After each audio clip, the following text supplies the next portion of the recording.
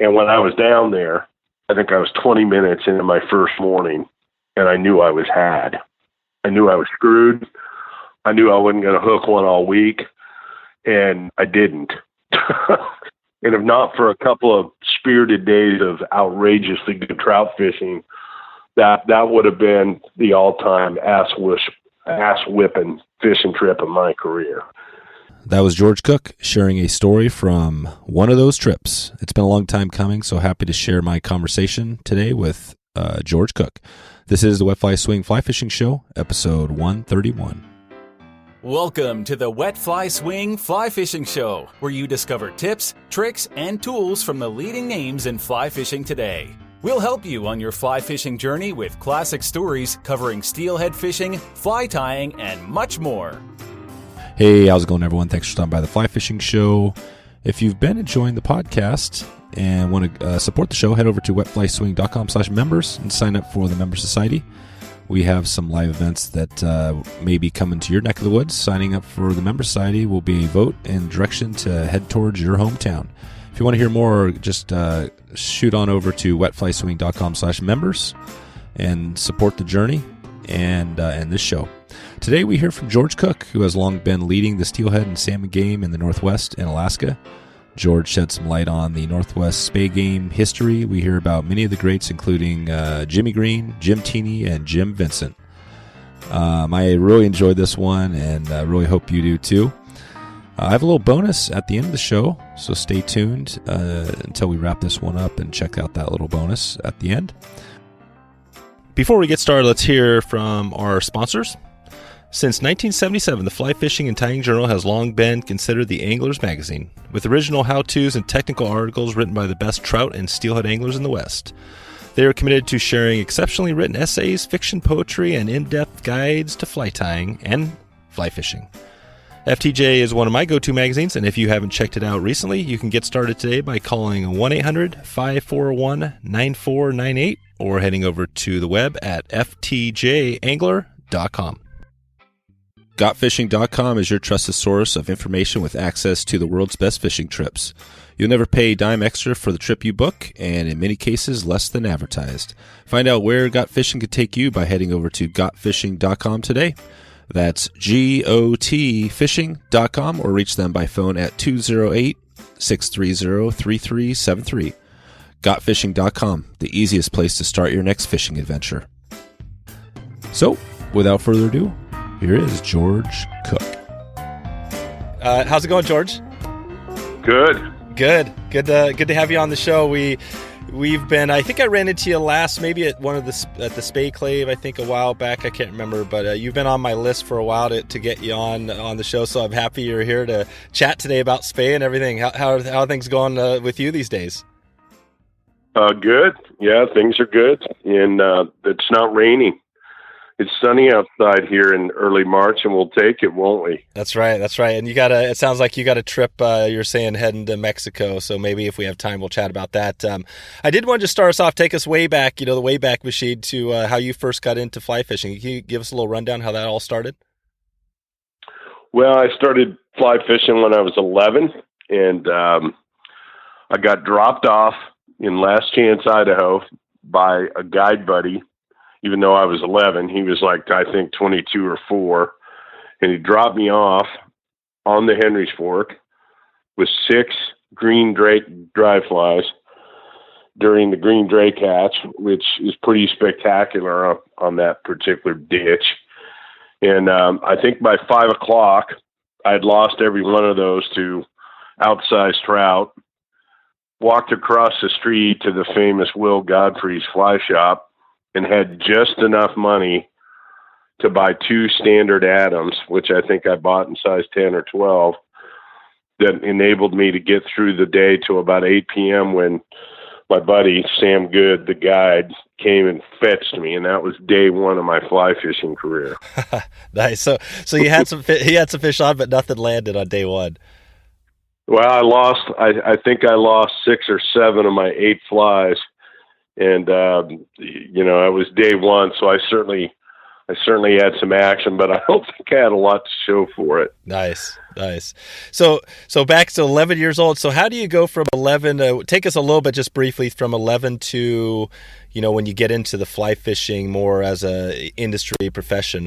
When did that all happen? Well, I moved from Oklahoma to Washington State. My dad was with the VA, and I remember getting here knowing I was in the land of steelhead and salmon, and I would ply waters for quite a while before I would catch my first steelhead on gear, and then subsequently on fly. At that point, I was pretty ardent Northwest fisherman, be it steelhead, some salmon, and a lot of lake fishing in eastern Washington, which inevitably would become part of my career, guiding and outfitting in eastern Washington from 1982 to 1987. And that was one of 3 Kaufman streamborn stores. There would become 2 in Washington State, and then the original one in Tigard, Oregon. And a lot of industry guys have come out of there. I mean, in a lot of ways, we were like the AAA farm club of the fly fishing industry, at least in the Pacific Northwest. And there's a lot of guys still in the biz that came out of there, literally. So at that juncture, in those years, I guided in Alaska, guided in Greater Bristol Bay for 2 operations, Lagnac Lodge on the Alagnac, and then Mission Lodge, which was called the Licknick Mission Lodge back then, which was a fly-out operation. So I guided for a couple of gigs up there, which, certainly launched, a greater knowledge of, fly fishing, certainly in Alaska, but, for salmon in general, which certainly transcribed to various endeavor steelhead fishing and tying flies. The Popsicle, the Showgirl, the Blue Moon, a bunch of this stuff that became, particularly the Popsicle, that became household names in steelhead fly tying, came out of those guide years up there. I was recruited to Sage in late 1987 to replace Steve Rajeff, certainly not in a rod designing mode, but in another capacity, running sports shows and running schools, which Sage ran aggressive casting schools most of the 1980s into the early 90s. Before dealers took on a much more profound role in teaching classes. And so I ran sports shows, ran schools at Sage, wrote some level of catalog copy on rod descriptions for about 3 years, and then got handed a rep job for Oregon and Washington. And did that for a couple of years, and then Alaska got added, which was great because I'd kind of always hoped to be involved in Alaska in some capacity with Sage, so that came about. So there's kind of a little background on that. That's awesome. So and then 87, so I guess, in that period, and the one thing you didn't mention there was the development of Spey, which kind of over here, at least the Northwest Spey game. And when did that start up for you? When did you first start seeing that? Because that was sometime in the 80s, right? No, I think it was going on, Dave, in the 80s, but it was going on almost in a secret society forum. You had a couple of guys in Oregon, in Washington State, that were tinkering with it. Jimmy Green being a notable name, Mark Bachman,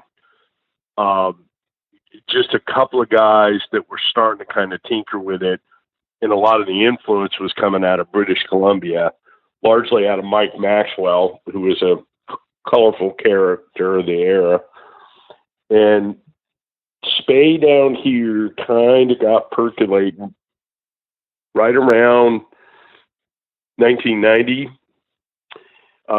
Jimmy Green, Harry Lemire, these guys were really the forefathers of it in Washington State. And by 1991, it had kind of started to get on the board. And people like me were starting to fish with those rods, Deck Hogan, that were all kind of picking them up and playing with them. So it was, in 91, it was certainly in its infancy in this state, in this region. But as those years accelerated from 1991, it became very popular. And in 1994 and 95 was becoming more commonplace. And by 1998 and 2000, I wouldn't say it wholly replaced the single-hander on steelhead streams in the Northwest, but it largely replaced the single-hander. Rather a guy was on the Skykomish, saw Skagit in the winter, say the Deschutes or Grand Ronde or Idaho's Clearwater in the fall, the two-hander was becoming a fairly omnipresent tool.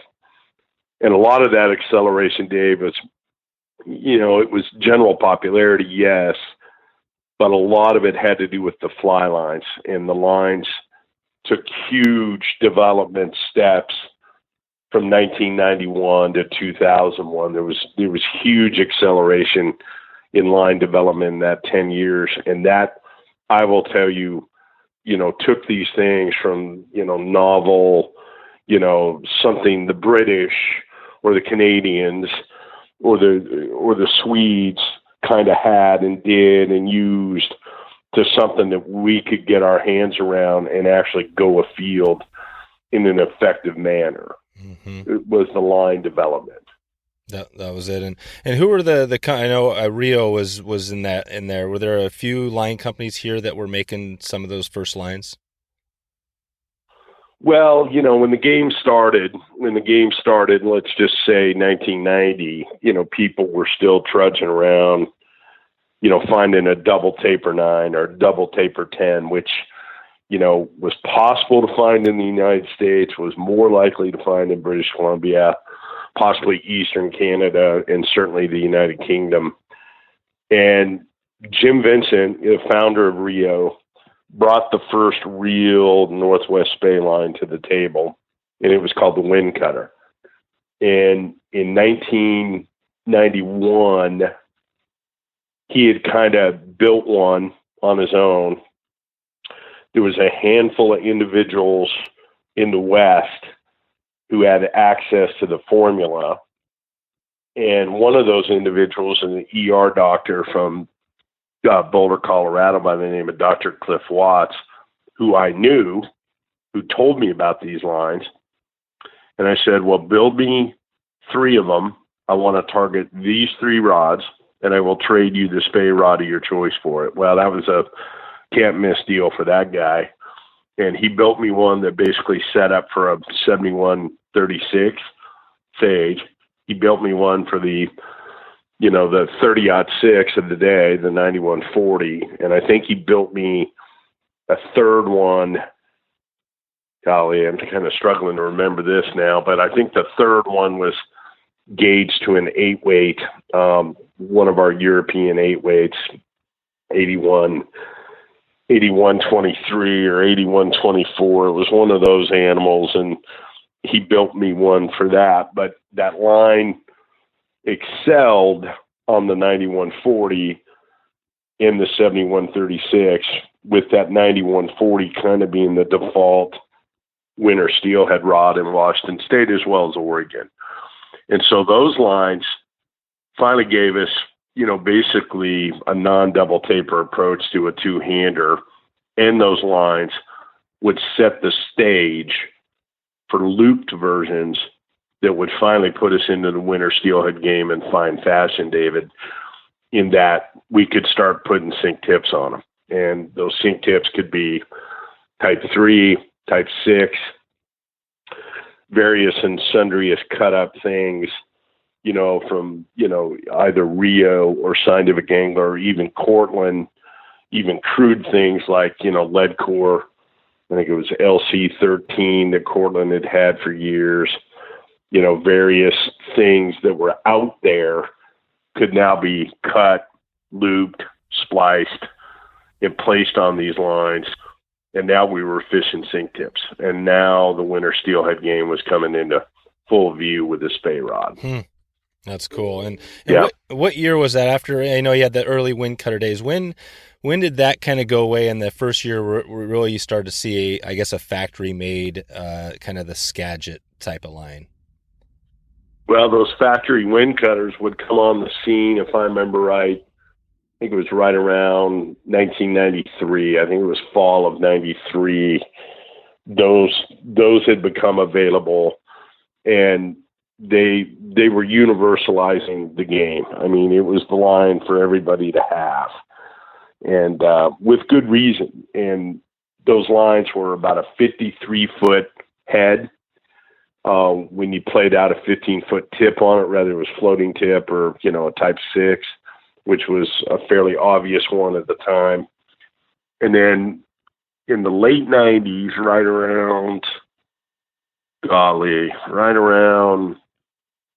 I'd say 1998, maybe 97, there was a handful of guys that were starting to, I called them the, late night chop shop artist.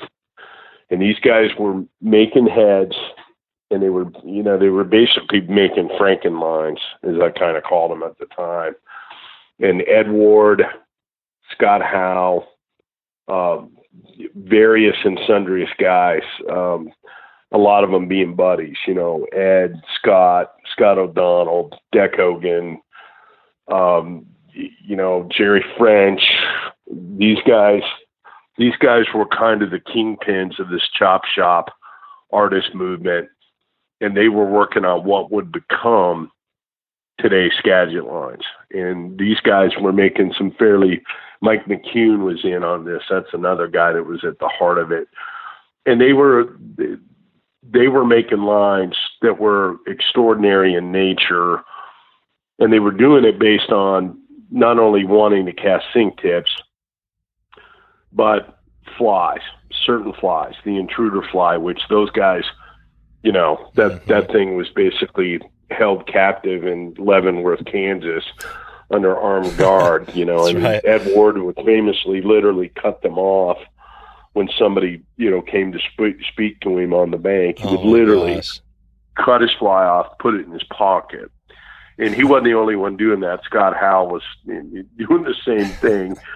And, so these lines were getting developed not just on the basis of lines, sink tip lines, to cast them more effectively, but to be able to cast those sink tips with flies that were absolutely new in design. They were revolutionary flies. I mean, they're commonplace today, but people don't realize what went into those flies in order to just get them off the vise on the rod and propelled within a Spey cast. And it basically took the development of the Skagit line in order to bring the intruder to life. It really did. Right. And so these guys were at the forefront of it. And eventually, Jimmy Vincent, again, the founder of Rio, was the guy that took the bull by the horns and, basically made a pact with these guys to bring these things to the commercial market, because these guys were guiding. And even though they had personal fishing ambitions, of which they all excelled at, they had guiding considerations that in order for them to really, up the game of their clientele, they weren't going to be able to manufacture these things. They didn't have enough time and scotch to do it with. And so therefore we're going to have to get them commercially made. And Rio was the obvious choice to do this. And Jim Vincent grabbed it with great vigor. And so I remember standing in the Dallas airport on my way to Kansas to whitetail hunt. I think it was around December 1st, 2000. I got a phone call from the buyer at Kaufman's, Jerry Swanson at the time, and I couldn't get a pen out of my briefcase to start scrambling down numbers of the orders that he was putting in for these things, because he heard that they were finally going to become available. And even though we had announced it, it was, the inner sanctum knew we were going to do it. And I remember just sitting there at baggage claim, writing an order, giant order on any piece of paper I could find as I'm waiting for my rifle to come off. So that was kind of the start of it. And that was 2000, and it rolled from there. Well, actually, it was 2002 to be exact. 2002. But I think those boys were building these lines maybe as early as 97, 98, 99. They were building them.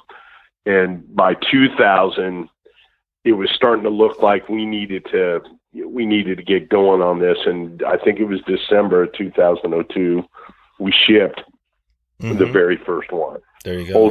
The old yellow Skagits. Yeah. You shipped it. That's awesome. Thanks for it's an amazing story. We've had a ton of Steelhead episodes and never fully dug into that, so I love hearing that story. When you think Alaska, obviously there's a huge tie into Alaska, and still to this day, lots of people get their start up in Alaska. Do you think the Popsicle, some of the flies you kind of developed, and the intruder, do you think those flies and maybe even the Skagit lines would have come without you guys being connected to that Alaska thing? I think it would have all shown up on the docket. I don't think it would have shown up as intensely or as early without it, because I tied the first of these marabou flies in 1980. I got to think about this. 1983. Yep. Was the first of those flies. 1984, 85, those flies were really accelerating. Yep. And, I wasn't the first guy to tie with marabou. I mean, Bob Aid and Joe Butork in Washington State, certainly had put stuff on the table. But I was tying stuff that was very specific to Alaska species, largely, kings, silvers, chums, in that order, because those were in, sought after game fish in the lodge play of Greater Bristol Bay. And there really was nothing on the table prior to 1983 that was Alaska focused for those species. I mean, guys were running around with, whatever was in their steelhead fly, and sure, you could catch them on a Thor or an Umpqua special or a Skycomb special. You could catch some silvers and chums on these things, but you weren't really getting them at the level that we would begin to get them with these flies in 1983, 84, 85. And so I've had numerous people tell me, in fact, I had somebody tell me this last month, that, this whole intruder thing, if you trace the blood trail, it inevitably leads back to Alaska, to the Popsicle, to those early efforts. And I was on the Alagnac a few years before Ed, Deck, Scott Howe, Scott O'Donnell, before those guys would show up on the guide scene there. I was there a few years before them. So the stage was set, and, catching kings on Spey rods was probably, there were some guys doing it prior to 1992, and they were largely guys from Europe, usually Brit, fishing 15-foot 10 weights, full sinking double taper lines. And they were catching kings, not so much on the Alagnac, but on the Togiak, the Good News, and the Ganektok. These guys were doing this stuff, but they weren't doing it super effectively because those lines were a pain in the ass at best. And the flies just weren't there yet. They just simply were not there yet. Could they cast with those old 15-foot? They had no problem. Well, they didn't have those flies to cast them with, but they were probably fishing Atlantic salmon stuff. Probably, some form of temple dog, which certainly would work and would still work today. In fact, there are flies that are basically steelhead king versions of temple dogs. And I suspect this is what some of these guys were running around with, because the first guys spotted with Spey rods in Western Alaska were definitely the Brits. It was absolutely them. And then they were catching silvers in August. They were catching some level of kings in June and July. But it was fairly primitive in terms of what it would become. And the wind cutter opened it up to where, a 15-foot type 6 sink tip could get employed.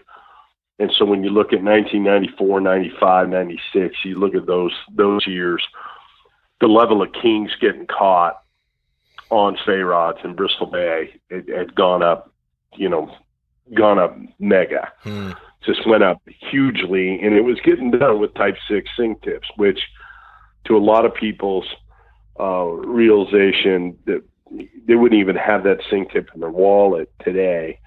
But I can tell you, we were hooking as many of them on a 15-foot, 166 grain, 190 grain, even 150 grain type 6.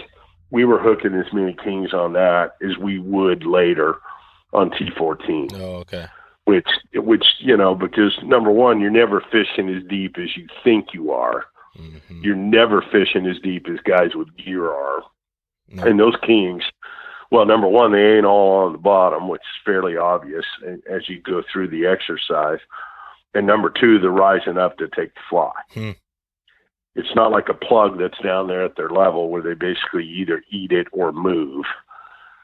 Whereas a fly, they've got to lift up and go to it because it generally is not down in there with them. I wouldn't say that that's all, 100%, but I'd say it's largely you're dealing with a fish that is sweeping up to go eat it. And a type 6 tip, I doubt is all that deep down there. That's cool. Even with men's systems and this and that. And of course, T14 would come on the scene. And, at first in the early 2000s, I think it was somewhere around, I don't know, right around that same 2002, 3, 4 period, we would have our first shot at T14, which was going to sink it at 9 inches a second. So it was basically a third faster than a type 6. And it seemed like we were catching more kings. And I think what we were really doing is we were catching kings in water that we had chosen not to try to fish previously. And Scott O'Donnell would bear that out guiding on the Oregon coast, that he would, famously state, well, we're fishing plug water now. We fear nothing. We're fishing plug water. And I think what happened to us in Alaska on kings was we started fishing anything we thought looked good, we fished it. And we were catching them in water that I don't think previously we had chosen to try. And I know, again, that Scott certainly went to the Oregon coast and decided that theory, he would prove that theory. And so, T14 certainly got deeper, but I'd say in the scheme of things, we were catching just as many on type 6, which brings up an interesting point that I was telling a dealer in Oregon the other day, that you go back to prior to the Teeny 300 line, which revolutionized single-handed fishing. I mean, Jim Teeny, when he brought out the 24-foot 300 Teeny, that took the Indians from bows and arrows right to rifles. Yeah. And right to rifles. And that line revolutionized single-handed steelhead salmon fishing. But prior to that line, the number one line that winter steelhead were being caught in Washington, Oregon, was, believe it or not, a Cortland 20-foot type 3 sink tip. No kidding. 20-foot type 3 sink tip. Not Scientific Angler. Well, they had a 13-foot type 4, which was certainly catching some. Yeah. But I can tell you, dude, I would go to Vegas that 20-foot type 3 was catching more than the 13-foot type 4 was. Yep. And and all that goes to show, Dave, is that number one, there were fish in the rivers. Number two, there were guys stepping into the ditch and casting, which is a prerequisite for catching anything. Yep. So, and it also, those fish, particularly those winter steelhead, particularly once you get into March and April with warming water temperatures, those fish are going to move a greater distance to take a fly. So, yep. When you hear these guys, the occasional guy, be it a Bill McMillan, he said, yeah, I caught, my coldest water dry fly steelhead was at 38 degrees. Well, if you kind of look at that and you go, okay, well, that's the tip of the iceberg for, trying something. And then you drop down to a 20-foot type 3, a 13-foot type, type 4, which is what that SA line was at that point in time. And then you get to a 15-foot type 6 and then 12.5 feet at T14. You can kind of see what's going on. Mm-hmm. And water temperature, fish in the river, and just angler effort, eventually meets on the curve, right? Yep. Wow. So there's some interesting history in where this stuff came from and kind of what it did. But back to your question, no doubt, Alaska accelerated a number of things. Marabou fly development, intruder fly development, the use of, faster sink tips, starting with type 6, moving into the Skagit theater and the adaptation of, T14 into the game. In the steelhead theater, benefited from this greatly. And then those things became, kind of sister fisheries in terms of, flies, sink tips, heads, running line approaches. All this stuff had synergy and kind of fed back and forth off one another, and still does today. Yeah, that's great. No, I love how you dug into the Kings. I was going to mention that. Just had some questions on Chinook. Maybe before I had a couple I wanted to ask you on that, specifically for Chinook. But a quick little note. So you talk. We all, it seems like, talk now. The 7136 or the 9140. When did that little designation? When did that start? And which company? Because it seems like everybody uses it now, but back in the day, everybody wasn't using it, right?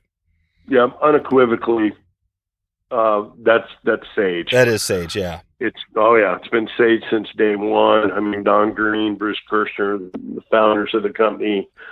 That whether it was a 9-foot 5 weight, that's a 590. And 9.5 foot 8 weight and 896, and the two handers, which were developed for Europe originally. I mean, the two handers being built in the U.S. Circa 1980, 1982, 1984, really through basically 1989. Most of the two handers being built by U.S. rod companies, namely Sage, Thomas & Thomas, and Loomis. These were all getting shipped to Europe or Scandinavia. Oh, yeah. But our number system, 7136, 7 weight, 13 foot, 6 inches, -4, 4 pieces, blah, blah, blah. Yep. That came from the Sage House of Rods, and specifically from Don Green. That's it. And it's the most recognizable rod designation today. I mean, others put up some pretty funky math that, I won't name names and beat on them, but there's one to the south of where I'm sitting here in Washington that, puts up math that, it's confusing. I'm not sure who thought that one up, but yeah, it's harder to keep up with. It's distinctive. I'll give it that, but most people today, they see 690 regardless of rod company. They know that's a 9-foot 6 weight rod. Yep. And now a quick word from our sponsors. GotFishing.com, a boutique booking agency for fishing adventures around the world. Got Fishing is unique in working with a small hand-selected group of outfitters from around the world that are known for providing an experience that is second to none. Got Fishing can be your trusted source of information with access to the world's best fishing trips.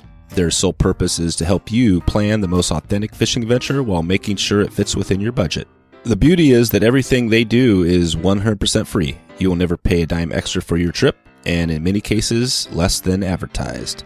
I can attest personally to the service that Got Fishing provides, as they have been working with me closely to set my first trip to the Yucatan for saltwater. They have taken care of all the important details and allowed me to avoid worrying about any of the complications. I know Brian and the crew have you covered at Got Fishing. Whether you need a fishing consultant, travel consultant, gear pro, or the like, they have you covered. With top-of-the-line outfitters they represent around the world, they are confident they have just the right trip for you. You can give them a call at 208-630-3373 or head over to gotfishing.com to get started today. Let Got Fishing help you plan the fishing trip you've been dreaming about. Because at Got Fishing, there is nothing we won't do so you don't have to. That's gotfishing.com. FTJ Spring Edition is packed with the best fly tying instruction, fly fishing techniques, destination articles, and fly fishing stories. Here are a few of the featured fly tyers in the spring edition of the Fly Fishing and Tying Journal. Master fly tyer Dave McNeese begins his multi-part tutorial on the secrets of dyeing your own materials. I know this is a hot topic because I've been hearing about it from some listeners of the podcast, so this is going to be a big one. This is going to be super helpful. We find out also how to tie big durable flies for predatory fish, an effective cicada pattern, and we hear about a 14-year-old fly tyer who's kicking some butt out there, lining up sponsors and ambassadors. So we get to hear that story in the spring edition. Also, Gary Lewis gives us a little rundown on Diamond Lake as he heads out there, and we're also going to be heading to San Diego with Joe Warren, who talks about tuna, dorado, wahoo, and more. Dave Hughes provides a tribute to Frank Amato in the spring edition, and we get an update on the short story contest. Lots of additional content in this one, so head over to ftjangler.com and subscribe so you don't miss any of the tips, tricks, and stories in the next issue. That's ftjangler.com to get started today. Tell them you heard about the magazine from the podcast, and I'll figure out a way to make it up to you. Okay. Back to the show. So on the Kings, this is interesting because I've been talking to a few people about salmon, and I've been up there a few times. But so for Chinook, you have these things where some places you can catch Chinook on the fly, and some places they just talk like you just can't catch Chinook on the fly. I mean, can you talk a little bit about what it takes to catch a Chinook on the fly? And are there only a handful of good rivers that you can really target Chinook on the fly? Well, Dave, there's two ways to look at that. There's no question that globally, the Alaska Kings are the most bitey. They're the most grabby. There's really no arguing that. I think the British Columbia Kings, are the silver medal winner, and then the bronze medal winner that might actually be the gold winner are the Russian Kings. Oh. The Russian Far East, Kamchatka. And while there's some really good outfitters over there, Will Blair comes to mind as, one of the pioneers over there still operating. Those guys have got really valid king runs, but they've never drilled down, peeled back the onion and went after it. They've kind of fooled with it, but they haven't gone after it. And those kings, I suspect, because of the fact that they're essentially, call it what you want, but latitude-wise, Pacific Rim, they're a land bridge version of the Alaska Kings or vice versa, however you want to play that. Mm-hmm. I suspect that is, the last horizon for, really good fly fishing, spey fishing in particular for kings that will actively take the fly aggressively. So Western Alaska and the Alaska Peninsula are the strongholds for this. There's no doubt. Be it the Connecticut, the Good News, the Togiak, a couple of rivers on the Alaska Peninsula, that have got outfitters on them. These are the strongholds. And, 3 factors go into those rivers: abundance of fish, grabby fish, and water type, depth, and speed that lends itself to swinging a fly. Whereas you take a river like the Alagnac, which is in eastern Bristol Bay, you take the Alagnac as an example, and I guided there in the 80s, and we had prolific king fishing. but we typically were not trying. Well, I would go back later in later years in the 90s, and I could have fished them with Spey rods. But the runs these fish were in they weren't impossible to catch on Spey, but they were probable for sure to catch on single-handers out of boats. And that game got super developed in Western Alaska, which I was in on that one as much, possibly more than anybody, was catching them out of boats on single-handers on 300, 400, 500 grain sink tips out of boats. And we got incredibly proficient at this on the Alagnac in the early 90s when I was over there just as an angler, not as a guide. And then on the Connect Talk, we kind of started the Pied Piper thing over there with that. The Connect Talk would lend itself to fishing off your feet with Spey rods at a level that really had not been seen, in the state of Alaska. Whereas the Alagnac, you could do it, but boy, you could do it way better out of a boat with a single hander, say a 10 weight with a 300 grain tip, a 12 weight with a 500 grain sink tip. And we'd typically get in the boat with all, a 10 with a 300, an 11 weight with a 400, a 500 grain line on a 12 weight. And basically the bass boat brigade had begun on Kings. And then we would also catch them proficiently at high tide slack, with shooting heads, usually a type 4 on Amnesia coming off a 9 or a 10 weight, where those Kings are basically, they're traveling in the water column, and some of them are 6 inches below the surface, some are 6 inches off the bottom. And if you fly simply in the water column, it's in the game. Basically, it was lake fishing for Kings.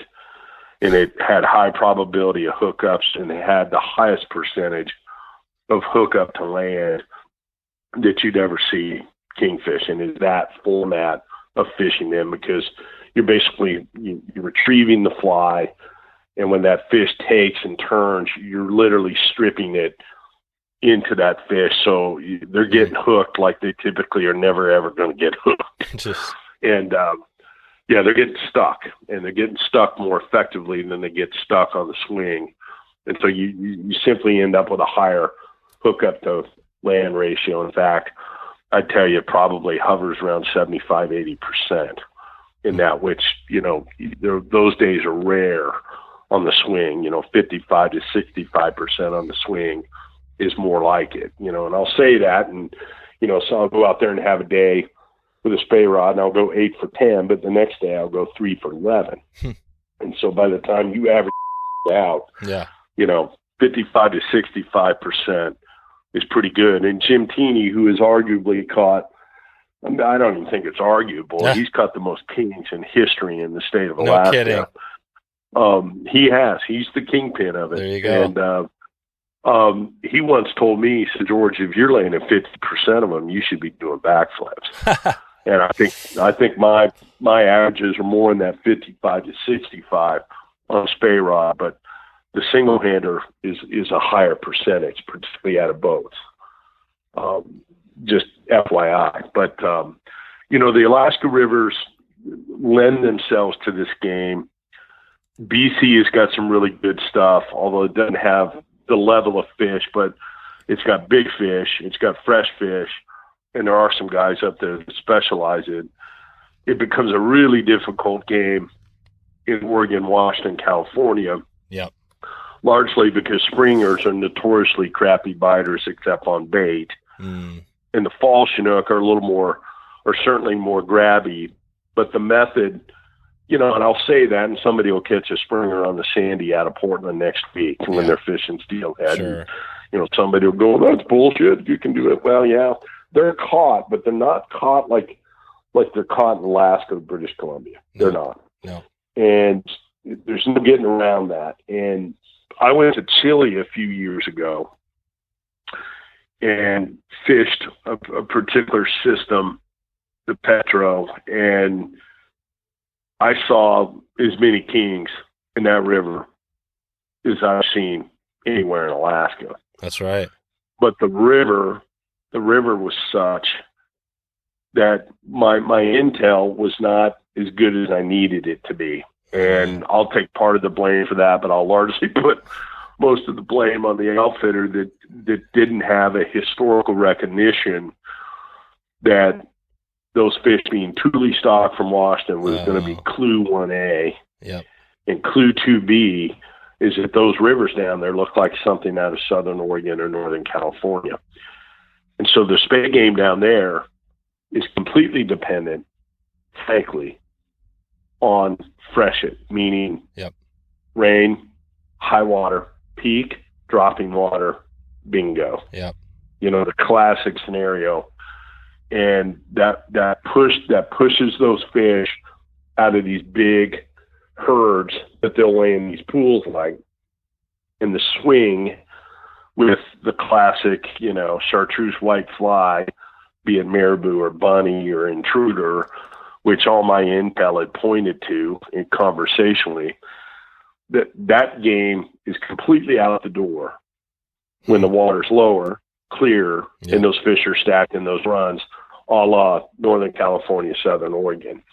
And when I was down there, I think I was 20 minutes into my first morning, and I knew I was had. I knew I was screwed.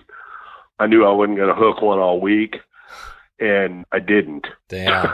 And if not for a couple of spirited days of outrageously good trout fishing, that would have been the all-time ass-whipping fishing trip of my career. Dang.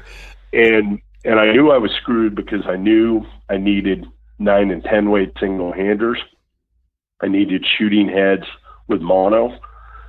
I needed an intermediate. I needed a type 2, which I was going to have to hunt hard to find, maybe a type 3.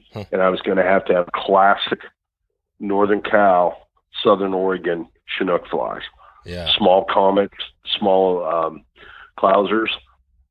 I didn't have nary a one. No and kidding. There would be no swinging through these fish and getting them to eat. You were going to have to go old school, out of the pram, above them, which I knew how to do. I knew exactly what to do.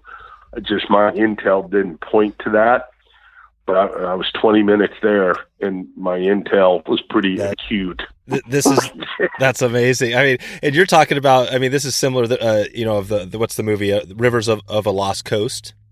Yeah, with Tom Skerritt. Yeah, with Tom Skerritt. I mean, basically where he shows the eel, he shows all those guys fishing for steelhead and Chinook, and that's what they had. They had all those prams, and they were, and that's what you needed down there.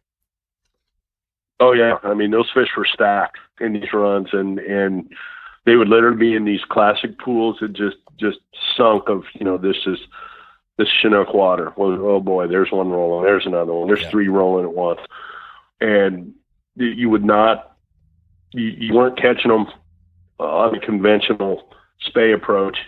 You were going to have to go old school. Yeah. And if I went down there again today, I would be outfitted to the gills of what would be needed to do it. And I'd take the Spey rod or 2 if I got that freshet that would allow and set up for it.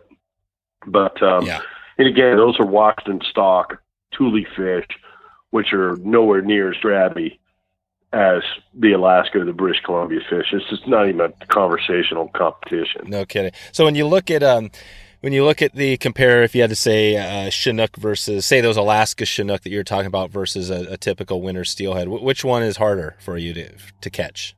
All things being equal. Oh, I think it's winter steelhead. Yeah. Oh yeah. Yeah. Because those Alaska kings, whether they've come, whether they're 50 yards into the river system out of tidewater, or they're 200 miles up the Gulf Canna from out of Cordova. Those fish are inherently grabby. They're just inherently grabby, and fly colors certainly have an impact on certain rivers and certain theories, but the fish is fundamentally grabby. The water temperatures are fundamentally in your favor. Yeah. And winter steelhead are a tougher customer. And, that's why when people catch them nowadays, more so now than, 20 years ago, 25, 30 years ago, it's a real prize. I mean, it's the equivalent to shooting a 10-point whitetail buck every time somebody catches one. I mean, it's a big deal. And it's a big deal because it's hard. and there's not a lot of them. And you're going to have to weather some really poopy weather most days. You know, whether it's cold water, it's cold air, it's cold rain. It's not exactly being on the Deschutes on September 15th. No. So yeah, it's a real prize, and it's the harder of the game. It's the hardest game out there, is that one. And that Alaska summer Chinook thing is much more, along the lines of, fall fishing for steelhead, in terms of, if we got them here, the odds of us hooking some are pretty high. Yeah, there you go. So what would be, if you looked at Alaska, somebody was heading up there and they wanted to swing up some Chinook, or have their best chance of standing in the river, swinging a Chinook on a Spey, what river, what basin, where would you send them? Well, first of all, I'd ask them some questions, because first thing I tell them, this is going to be the first thing I'm going to tell you in this podcast, is Alaska is not created equal. So when you look at the state, you divide it into, the southeast corridor, Juneau, Ketchikan, that country. You look at South Central, which is Anchorage and Anchorage South and Anchorage to some degree east. And then you take Western Alaska, which obviously includes Bristol Bay. The Bristol Bay side of things, along with far western Alaska, which is where the Kanaktok is, and the Good News, and the Togiak, and the Alaska Peninsula below King Salmon. That's the best part of the state to go do this. Yeah, there's exceptions. I mean, I think I've hooked 11 kings lifetime on the Kenai, including one in the mid-60s, which really couldn't do much with. That fish controlled the tempo of that game. But Bristol Bay and Western Alaska and the peninsula is definitely the hotbed. Yep. And if you're wanting to go out there, the first thing you got to get your head around is you're going to a camp. You're going on a guided gig. Your odds of doing this by yourself, there's a couple places you could try it, but your odds of being successful are not real good unless you had high intel or went with somebody who had pulled off the do-it-yourself thing. Yep. Now, I've spent the last 7 years on the Nushkak on a DIY basis, but I guided that river in the 80s, and I had, 28 years of kingfishing experience in greater Bristol Bay. So you can drop me in somewhere, and the odds of me figuring it out, are pretty good. And that's not bragging, David. That's the truth. Yeah. So, DIY is a tough one. Yeah. And it's tough based on, we got to have tents, we got to have a boat, we got to have a motor, we got to fool with bears. It's a tough one. It's easier to go to a guided camp. And that's the first thing I'm going to tell somebody is what's your budget? What's your objectives? What are your expectations? And, once that gets laid out, you got various camps in Bristol Bay, Western Alaska. And then you've got various things you can do in South Central, Kenai Peninsula being one of them. Mm-hmm. And then stuff, in east,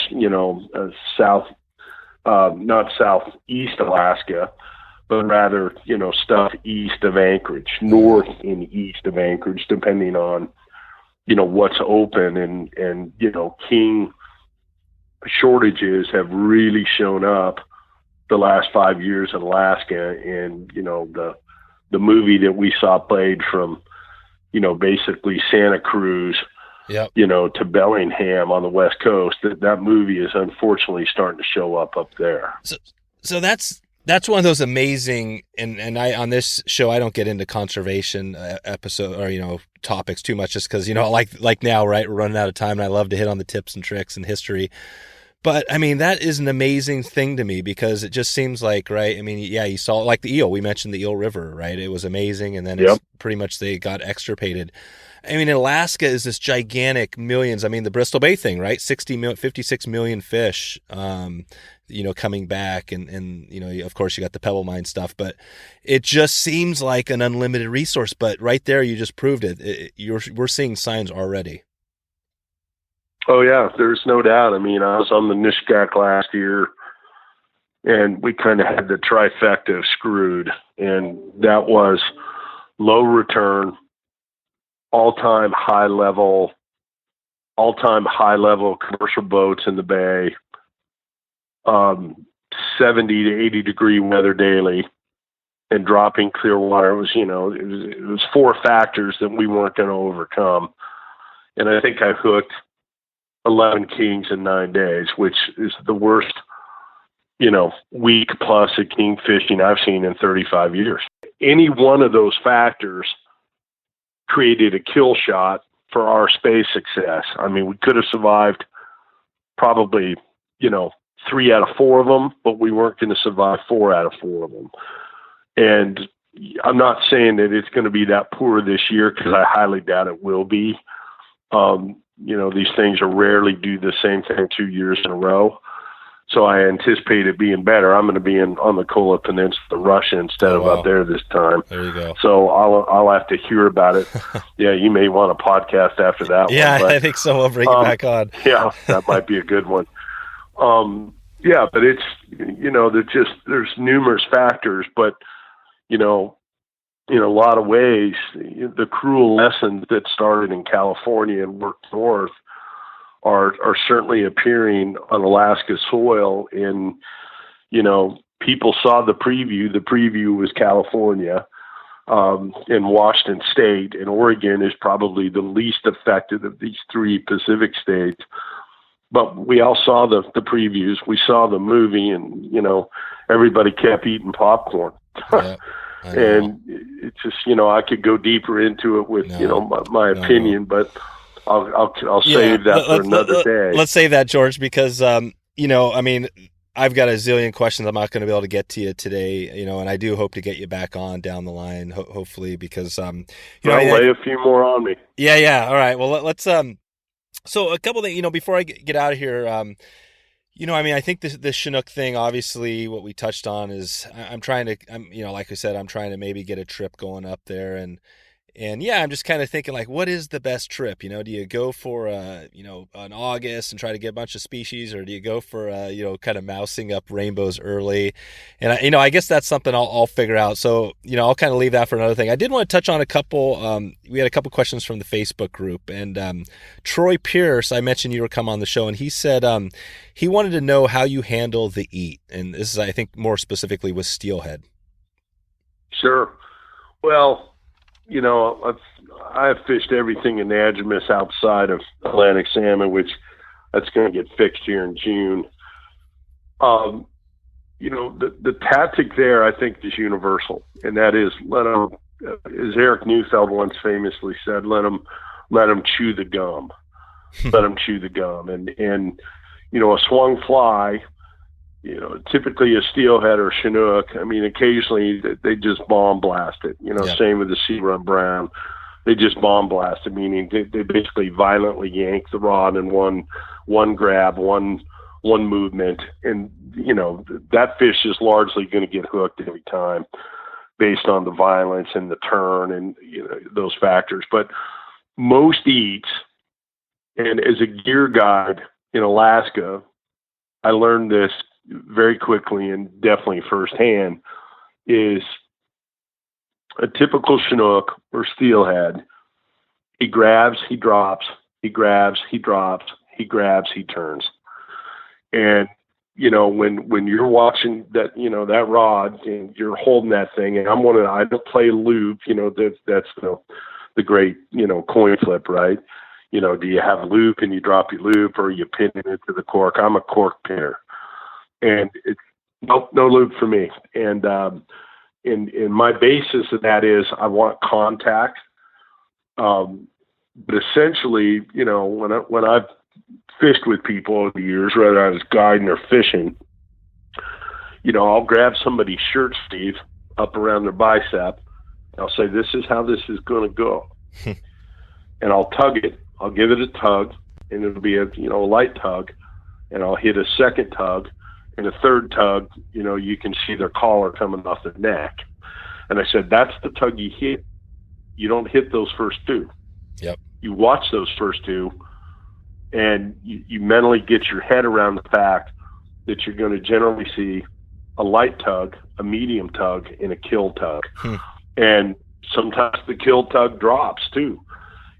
But normally the kill tug is the turn where that fish has swung out on that fly. He's grabbed it, he dropped it. He kept going with it. He grabbed it, he dropped it. Third time he grabs it, and he turned. And that grab might physically leave his mouth. Oftentimes I don't think it leaves the mouth. It's crunch, keep swimming, crunch again, and it creates contact, right? Yep. And so by pinning to that cork, it's my telephone line, right? My telephone line is right to the collar. Mm-hmm. The collar is Mr. Chinook or a steelhead or a sea run brown for that matter, blah, blah, blah. And so it's that one that they literally want to take the rod away from you. That's the one where that fish turned and is going back to where it came from.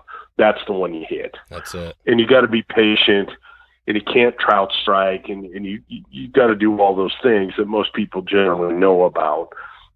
And I'll tell you, when you're guiding in Alaska and you're watching plugs, because plugs will teach you a lot about a lot of things.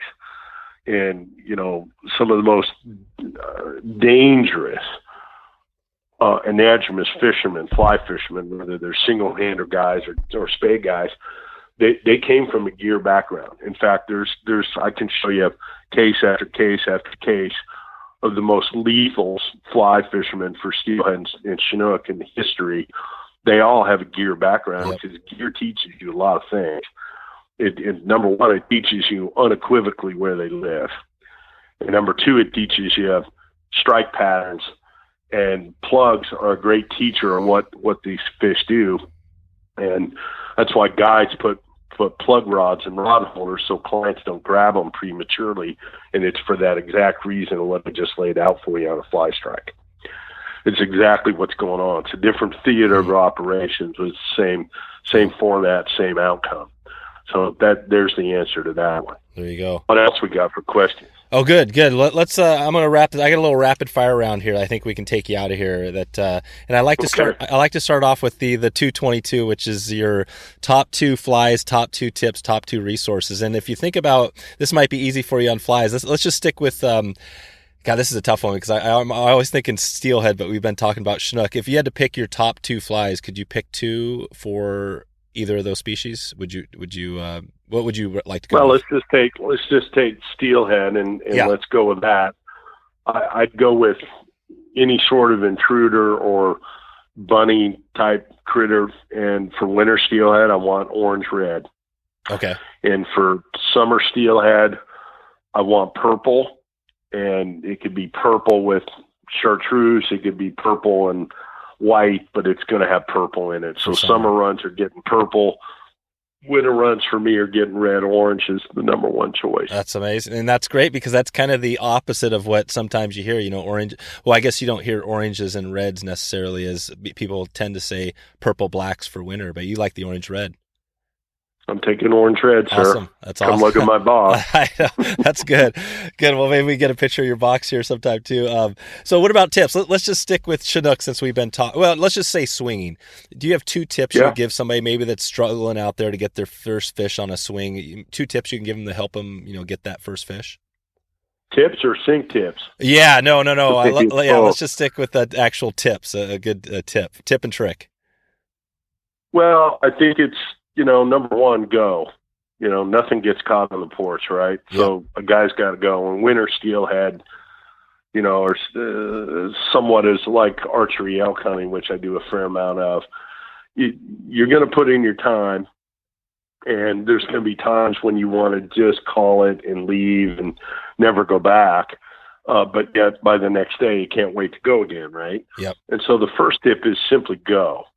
And second tip is to not get too hung up on reports, because by the time the first great reports are going to come across the wavelength, somebody's experienced those great reports. They had to experience it to put them out. So again, that kind of goes back to the first one. Just go fish. Yeah. And, conditions, sure, in this winter scene, we love to see a rain. We love to see the river rise a little bit, and see it start to drop, see that nice green come in. That's ideally the time to go.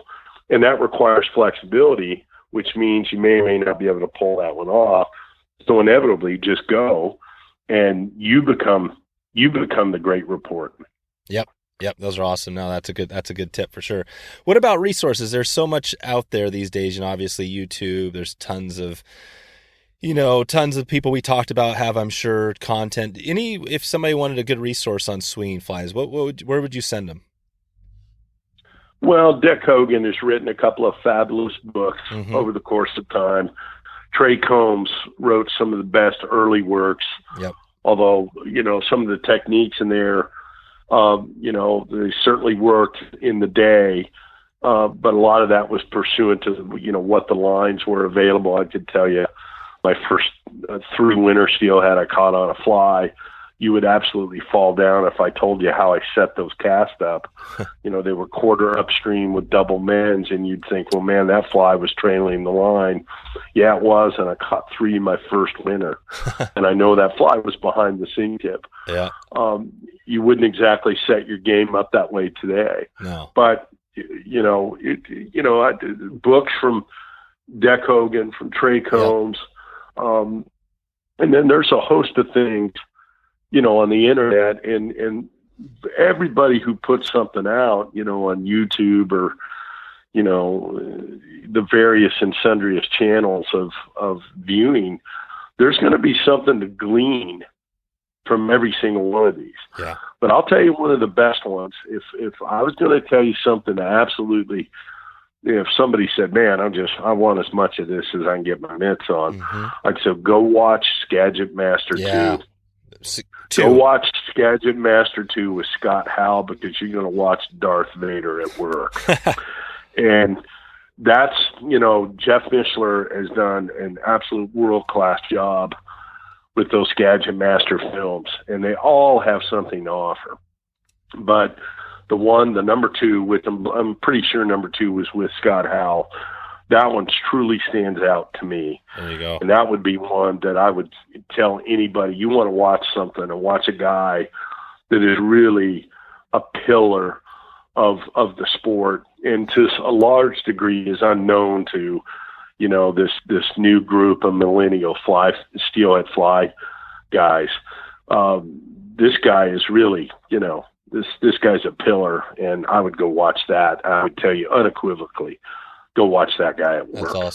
That's awesome. Yeah, I think that resource came up. I think I want to say James Millard from OPST. He mentioned that Scott Howell, that same one, the number 2, and it was funny because he noted that he loved that Scott showed where he was parking his car sometimes on the video, and he was able to find the sweet spots on some of the rivers he was fishing. So we were kind of joking about that. But yeah, let's wrap this up real quick here. And this one is going to be maybe a hard one. I'm not sure for you, but you have some state records in hunting. You got all sorts of. It sounds like you're just a crazy hunter, addicted to it. So hunting, fishing, you can only do one thing for the rest of your life. What is it? Well, they're seasonal, David, so I'll end up doing both. No, you got to choose. This is it. You got to choose one. I don't know. That's a tough one. It would come down to swinging a spey rod. Yep. For whatever anadromous animal choosing versus archery, deer hunting. That's it. And I'd need to mull on that one. I need to, I got manufacturers that are probably going to listen to this. That's right. Okay. I'll let you. I want Sage and Sika gear to both come out of it feeling really good. That's right. I'll let you off the hook on that one. I think it's pretty funny because I always use that comparison. I'm not a bow hunter. I do some rifle hunting, but I always know that's the thing. I mean, I'm a hardcore fly fisherman, and I just know that bow hunting is the next thing for me if I'm going to really find time. Oh yeah, it is. It's kind of the similar thing, right? It's the spey of hunting. It's the spey of hunting. No two ways about it. So no, I appreciate that. I know, and that was one of the questions. So maybe quick before we get out here too. So can you talk about the Sage, other companies that you rep for? Yeah, I mean, Sage on the fly fishing theater is at the top of the heap, along with Rio, Reddington. We work for Smith, and we are the fly fishing sunglass division of things. Yep. And we've got T-Bore reels out of Miami, the foremost saltwater reel choice. And we've got another big line for us, which brings just fabulous product to the consumer level, is Fish Pond out of Denver. Yep. And a fun company called Rep Your Water, which does a lot for hats and conservation-oriented things. And then on the hunting side, we're led by Sitka Gear and Crispy Boots out of Utah. So that's kind of our lineup of attack. There you go. Okay, and what about thinking back to sports? Did you play any sports throughout your life, and anything? What would have been the sport you would go pro in, if anything, other than fishing and hunting? Well, I played in a lot of things. I don't think I starred in anything, but although I did make 55 free throws in a row once. What? I made 95 out of 100. I shot 100 straight because I was hurt that week, and I shot 100 a day for 5 days in a row, Dave. I think my worst was 87, and my best was 95 out of 100. So you're a basketball. 55 in a row one day. I'd say you're a basketball star. I enjoyed it, but at 6 foot white guy probably ain't going far these days. Steve Nash's genetics missed me, but I played football, basketball, some baseball, some golf, and ran track. And I probably got the furthest in things in track, actually. Okay. Okay. And if you had to pick one that you professionally you would love to be pro in right now, what would that be out of all those? I think I'd say the same thing my father said, and that's golf. And my dad was very, very close to being pro level golfer. I mean, it was right on the edge. Yep. That's awesome. All right, George, well, I'll let you get out of here. Hey, before we get out of here, do you have one takeaway from our conversation? Was I thought I loved it, but do you have a takeaway from what we talked about today? Anything you want to leave everybody with here? We need another hour or two, so we'll be doing more. There's your takeaway. Awesome. That's what I like to hear. Nice. All right, man. So, hey, in the next 6 to 12 months, anything we can expect from you or any of the companies you represent, anything you want to throw out there? Oh, there's lots coming. There'll be lots coming between now and mid-August on the fly fishing front, and new things are coming out of Sitka that'll start hitting in May. Those are probably two of the bigger highlights. And, I start archery hunting late August. So stay tuned. Oh, cool. All right. Good stuff. And if people want to find you, they can go on Instagram. State of Spey is the best place to take a look at what you got going. Yeah. Or Mule Deer 16. Okay. Mule Deer 16. All right. I'll put links to all I got two of them. Oh, cool. I'll put links to those in the show notes. And, George, just want to thank you for coming on. I know you're heading out the door, and I appreciate I've been wanting to get this conversation on the books for a while, and the history piece. If we just would have touched on that Northwest Spey thing, I would have been happy. So I'm glad we dug into a bunch of this. And until the next one, I'll keep up with you and talk to you then. Right on, Dave. All right, see you, George. Take care. So there you go. If you want to find all the show notes, all the links we covered, just go to wetflyswing.com/131. Please take a quick look at the easiest way to support this podcast and connect with one of our local events. The Wet Fly Swing Member Society is the best way to get free access to local and online classes plus bonuses from our partner companies.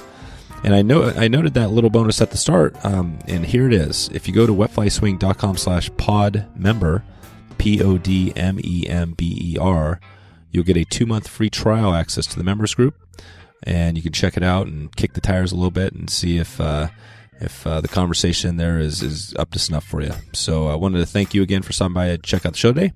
Looking forward to catching up soon. Hope to maybe see you online or on the river. Thanks for listening to the Wet Fly Swing Fly Fishing Show. For notes and links from this episode, visit wetflyswing.com. And if you found this episode helpful, please subscribe and leave a review on iTunes.